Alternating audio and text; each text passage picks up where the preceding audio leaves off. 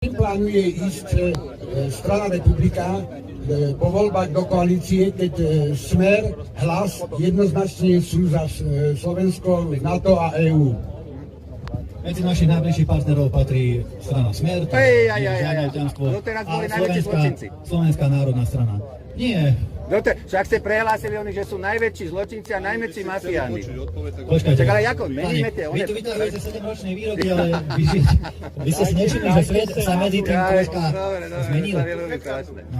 Dobre, jak pán neonacista, už sa tiež zmenil, všetci sa meníme. Medzi tým prišli iní blázni, iní psychopati, ktorí boli ešte oveľa horší. Takže ďakujem veľmi pekne za ale kultivované otázky, veď pravda, že my nemáme problém. Ja som za to, aby zazneli aj iné názory, my nemáme problém s inými názormi. A myslím si, že len za to, že ľudia majú iné názory, sa nemusíme kvôli tomu nenávidieť. Ale preto sme sem došli takto normálne. Ďakujem pekne. To je v poriadku, je to váš názor. Výborné, tešíme sa.